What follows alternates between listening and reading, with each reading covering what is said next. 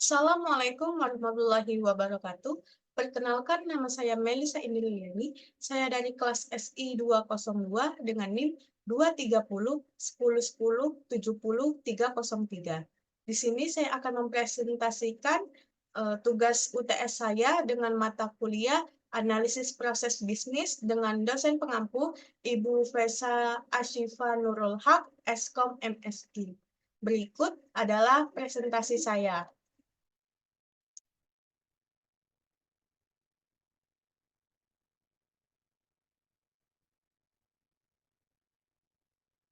Soal yang pertama adalah, apa sih perbedaan antara DMIC dan DMDF? Nah, yang lebih pendeknya, DMIC digunakan untuk meningkatkan proses yang sudah ada sebelumnya. Sedangkan DMADF merupakan digunakan untuk menghasilkan desain produk atau proses produk untuk kinerja proses yang dapat diprediksikan dan bebas device. Yang lebih spesifiknya adalah DMIC adalah suatu singkatan dari Define, Measure, Analysis, Improve, dan Control. Sedangkan DMDF merupakan singkatan dari Device, Measure, Analysis, Design, dan Verify. Berikut adalah penjelasannya dan perbedaan secara detailnya. Yang pertama, DMAIC, yaitu D adalah define atau mendefinisikan. Pada tahap ini, kita harus menetapkan tujuan dari kegiatan perbaikan Six Sigma itu sendiri. Pada tahap ini, kita akan menyeleksi permasalahan yang nantinya akan diselesaikan beserta biaya, manfaat, dan dampak terhadap pelanggan. Yang selanjutnya adalah M, measure atau mengukur. Pada tahap ini, kita akan melakukan pengukuran terhadap permasalahan yang telah didefinisikan untuk diselesaikan. Pada tahap ini akan terjadi pengambilan data yang nantinya akan digunakan untuk mengukur karakteristik serta kapabilitas dari proses. Yang ketiga yaitu A, analisis atau ya analisis biasa disebut, yaitu kita akan menganalisis sistem atau proses untuk mengidentifikasi bagaimana sih cara menghilangkan kesenjangan antara kinerja sistem atau proses saat ini dengan tujuan yang diinginkan. Pada tahap ini, kita diharuskan menemukan dan mengemukakan solusi untuk memecahkan masalah berdasarkan root cause atau akar penyebab yang diidentifikasi. Yaitu improve. Pada tahap ini, kita akan melakukan tindakan perbaikan terhadap permasalahan yang telah diidentifikasi dengan melakukan pengujian dan percobaan untuk dapat mengoptimalkan solusi dalam menyelesaikan permasalahan yang dialami. Yang terakhir adalah kontrol. Pada tahap ini, kita akan melembagakan sistem yang ditingkatkan dengan memodifikasi sistem kompensasi dan intensif kebijakan, prosedur, MRP, anggaran, instruksi, pengorganisasian, dan sistem manajemen lainnya, serta harus menetapkan standarisasi serta melakukan kontrol dan mempertahankan proses yang telah diperbaiki dan ditingkatkan menjadi yang lebih baik. Selanjutnya adalah DMDF. Nah, dari DMIC ke DMDF. DMDF atau biasa disebut dengan DFSS atau singkatan dari Define, Measure, Analysis, Design, dan Verify. Nah, yang pertama ada Define. Define di sini dimaksudkan pemastian bahwa hasil akhir dari desain akan konsisten dan keinginan atau kebutuhan pelanggan dan strategi perusahaan. Measure di sini adalah ukur dan identifikasi hal-hal kritis yang berpengaruh terhadap kualitas, kapabilitas produk, kapabilitas proses, proses produksi, dan resiko. Yang selanjutnya adalah analisis. Analisis di sini adalah untuk pengembangan dan desain alternatif, menciptakan desain dengan level yang tinggi, dan evaluasi kapabilitas desain untuk mendapatkan desain yang terbaik. Yang selanjutnya adalah desain, yaitu detail dari desain, optimasi, dan rencanakan verifikasi dari desain. Nah, yang terakhir adalah verify, yaitu pemastian desain, setup, implementasi dari proses produksi, dan sampaikan rancangan tersebut kepada pemilik proses. Nah, jadi itulah perbedaan antara DMIC dan DMADF. Yang selanjutnya kita akan mereview jurnal. Disclaimer di sini saya mereview jurnal yang pertama, yaitu 4 jurnal yang dipostingkan waktu pertama kali tugas ini diposting. Nah, jurnal yang pertama adalah jurnal yang berjudul tentang Study on Learn Six Sigma Methodology from the Indian Context and Investigation of Literature. Nah, di sini sudah terjelaskan, sudah kita bisa baca dari judulnya, ini adalah membahas Learn Six Sigma metodologi ini dalam konteks India. Jadi pada jurnal ini membahas tentang Learn Six Sigma, tetapi studi kasusnya diambil dari negara India. Nah, jadi artikel jurnal ini membahas tentang implementasi Learn Six Sigma dalam konteks India berdasarkan tujuan literatur sistematis dari 187 makalah penelitian. Laporan ini memberikan konteks perjalanan India menuju peningkatan kualitas dan pertumbuhan metodologi Learn Six Sigma secara global. Ini menganalisis pendekatan penelitian, kerangka kerja yang diusulkan untuk implementasi Learn Six Sigma di berbagai sektor. Industri di India tentunya, karena kan judulnya juga From the India Context. Ini mengkaji alat dan teknik Learn Six Sigma yang umum digunakan dan dilaporkan dalam studi kasus dari India. Ini mengevaluasi metrik kinerja dan manfaat yang diwujudkan melalui proyek Learn Six Sigma dalam berbagai studi kasus di India. Laporan ini merangkum tren publikasi, penulisan, profil, penelitian terkemuka yang berkontribusi pada kumpulan pengetahuan Learn Six Sigma yang berfokus pada konteks India. Nah, jadi temuan ini membantu memahami bagaimana sih Learn Six Sigma diteliti dan diterapkan di industri India.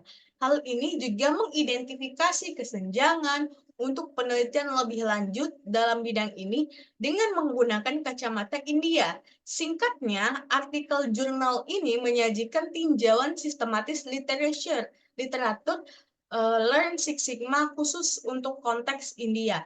Analisisnya mencakup aspek-aspek seperti kerangka kerja, aplikasi industri, alat yang digunakan, manfaat dilaporkan, dan lain-lain untuk memberikan wawasan tentang penelitian dan praktik penerapan Learn Six Sigma di India. Yang selanjutnya adalah jurnal yang berjudul Industri 4.0 dan Six Sigma atau systematic review of the literature and research agenda proposal. Nah, dari judulnya saja kita bisa mengetahui, oh, jurnal ini membahas tentang industri 4.0 dan Six Sigma. Nah, jurnal ini membahas tentang review sistematis literatur mengenai hubungan Six Sigma antara dengan industri 4.0 dan teknologi-teknologinya yang terkait dengan industri 4.0 tentunya. Tujuan dari jurnal ini adalah untuk memahami jenis hubungan yang ada antara Six Sigma dengan industri 4.0. Teknologi industri 4.0 mana sajakah yang dapat diintegrasikan dengan Six Sigma? Dan bagaimana hubungan antara Six Sigma dengan masing-masing teknologi tersebut? Nah, di jurnal ini menganalisis manfaat apa saja yang didapatkan dari integrasi antara Six Sigma dengan industri 4.0 dan arahan penelitian di masa depan untuk topik ini. Untuk menjawab tujuan tersebut, peneliti melakukan review sistematis literatur terhadap 59 publikasi yang terindeks di Web of Science dan Scopus. Jadi, hasil riset menemukan bahwa big data dan Internet of Things atau kita bisa sebut LOT adalah teknologi industri 4.0 yang paling sering dibahas hubungannya dengan Six Sigma. Dan selanjutnya ada tiga jenis hubungan antara Six Sigma dengan industri 4.0 yang diidentifikasi, yaitu dukungan teknologi industri 4.0 untuk Six Sigma, bantuan Six Sigma dalam pengenalan teknologi industri 4.0, dan tidak sejalannya antara Six Sigma dengan beberapa teknologi industri 4.0. Ingat ya, hanya beberapa. Manfaat integrasi antara Six Sigma dan industri 4.0 terutama terkait ketersediaan data besar dan informasi waktu nyata untuk pengambilan keputusan. Jadi, intinya pada jurnal ini adalah mereview hubungan antara Six Sigma dengan industri 4.0 beserta teknologinya berdasarkan literatur yang ada.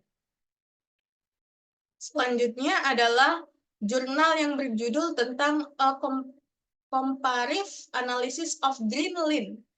Six Sigma enables an environmental outcomes a natural research-based view. Nah, kalau udah membahas enables and environmental, kita mengetahui lah apa sih yang akan dibahas. Jadi jurnal ini ditulis oleh Ama Fahro, Sanjaya Matrani, dan Ayam Sajad. Jurnal ini diterbitkan pada International Journal of Learning Six Sigma Vol ke-15 nomor 3 tahun 2024.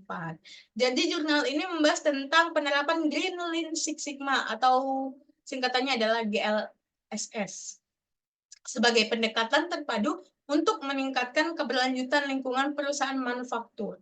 Tujuan penelitian ini adalah menganalisis penerapan enable GLSS dan hasil lingkungan yang dicapai di perusahaan manufaktur di negara maju yaitu New Zealand dan berkembang Pakistan.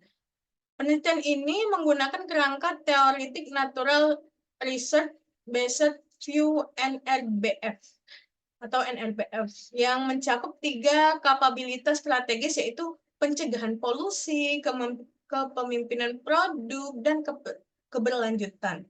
Penelitian dilakukan dengan review literatur dan wawancara semi terstruktur dengan konsultan Learn Six Sigma dan lingkungan di New Zealand dan Pakistan.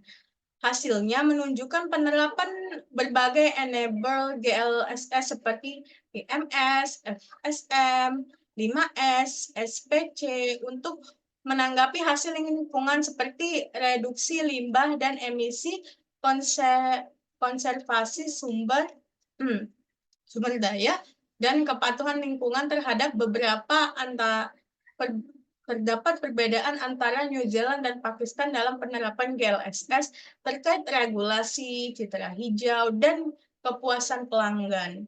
Jadi, intinya dari jurnal ini adalah menganalisis pendekatan GLSS untuk keberlanjutan lingkungan dengan membandingkan antara negara maju dan negara berkembang berdasarkan kerangka NRBF. Selanjutnya adalah jurnal yang berjudul Six Sigma Project Generation and Selection on Action Research Study. Jadi, jurnal ini membahas tentang metode generasi dan seleksi proyek Six Sigma dengan pendekatan penelitian tindakan, yaitu action research. Dilakukan uji coba penggunaan metode generasi dan seleksi proyek Six Sigma GSM atau SSP di sebuah perusahaan manufaktur di Brazil dengan melibatkan manajer, Terdapat 8 langkah hasil dalam pendekatan ini yang diuji coba melalui siklus penelitian tindakan masing-masing langkah. Hasilnya, penerapan 8 langkah GSM dan SSP membantu tim manajemen perusahaan untuk menghasilkan 9 kandidat proyek dan memilih 3 proyek Six Sigma. Jurnal ini membahas hambatan dan pelajaran yang dipelajari untuk meningkatkan pendekatan GSM SPP. Kesimpulannya adalah penelitian ini merepresentasikan penggunaan metodologi penelitian tindakan untuk seleksi proyek Six Sigma dan berkontribusi dengan menghasilkan metode yang dapat digunakan untuk generasi dan seleksi proyek Six Sigma. Nah, jadi sekian presentasi saya. Mohon maaf apabila banyak kesalahan dan kekurangan. Saya akhiri. Wassalamualaikum warahmatullahi wabarakatuh.